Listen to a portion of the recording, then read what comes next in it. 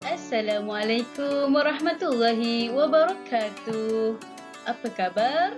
Semoga semuanya sihat walafiat, insya-Allah. Hari ini kita akan belajar tajuk Beriman dengan Kitab. Kakak, apa yang kakak lihat itu? Kakak sedang melihat keindahan bintang-bintang di langit. Hebat ciptaan Allah, kan adik?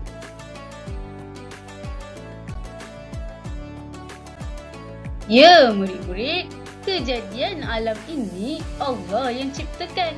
Semuanya diceritakan dalam Al-Quran.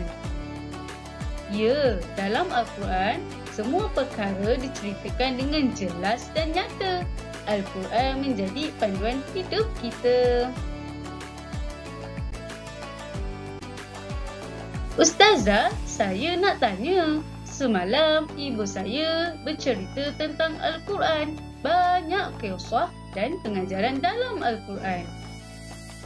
Ya, dalam Al-Quran banyak kisah dan pengajaran untuk panduan hidup kita.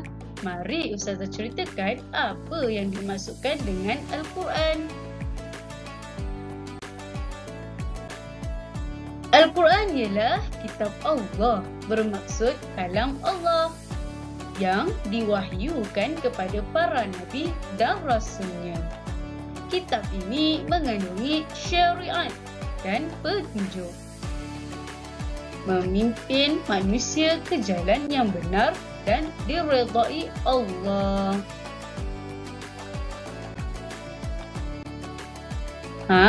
Berikut adalah nama-nama kitab yang wajib kita ketahui. Kitab yang pertama iaitu kitab Zabur yang diturunkan kepada Nabi Daud. Kitab yang kedua ialah kitab Taurat yang diturunkan kepada Nabi Musa. Yang ketiga kitab Injil yang diturunkan kepada Nabi Isa. Dan yang terakhir kitab Al-Quran yang diturunkan kepada Nabi Muhammad sallallahu alaihi wasallam.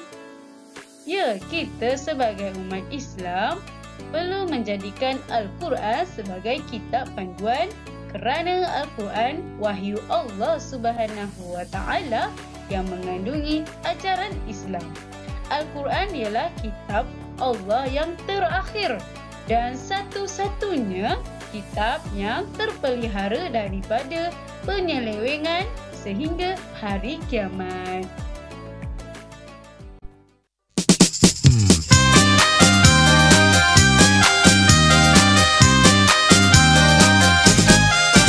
Kitab ada empat, kitab ada empat, kitab Allah turunkan ada empat semuanya. Bahasa satu Ibrani, bahasa dua Ibrani, bahasa tiga Suryani, Arab, bahasa kitab terakhir. Kitab satu Taurat, kitab dua Zabur, kitab tiga Injil, kitab empat Al-Quran yang kita selalu baca hingga ke hari ini.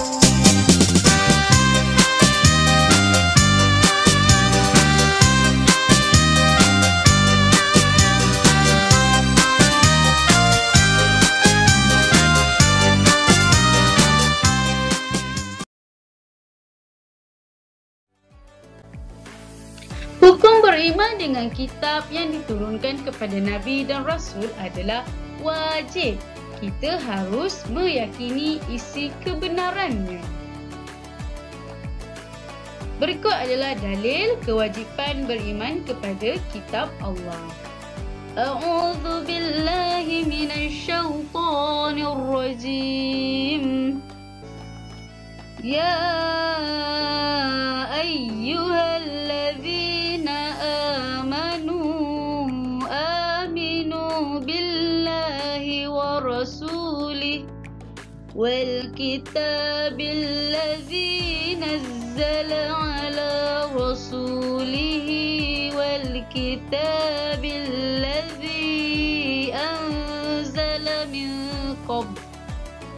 Maksudnya, wahai orang yang beriman, tetaplah beriman kepada Allah dan Rasul-Nya dan kepada kitab yang Allah turunkan kepada Rasul-Nya serta kitab yang Allah turunkan sebelumnya.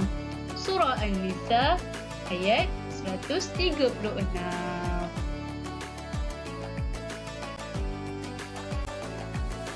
Berikut adalah kesan beriman dengan kitab Allah. Yang pertama, iman kita semakin bertambah. Yang kedua, mendapat syafaat Al-Quran. Syafaat ialah pertolongan.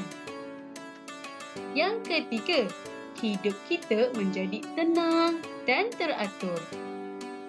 Seterusnya, masyarakat menjadi sejahtera. Seterusnya, dikasihi Allah Subhanahu wa Ta'ala.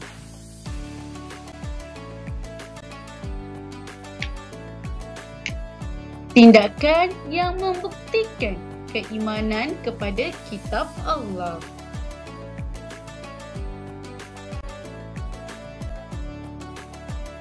Yang pertama, menunaikan solat 5 waktu.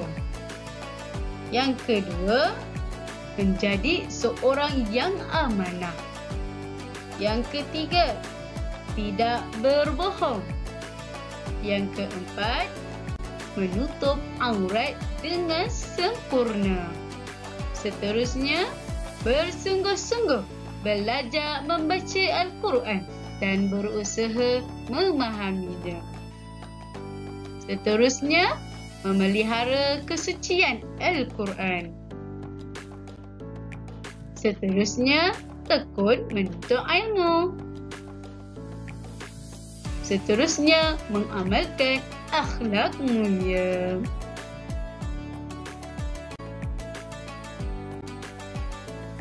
Kesimpulan, kita wajib beriman kepada kitab Allah dengan belajar bersungguh-sungguh, berusaha memahami dan mengamalkan isi kandungan.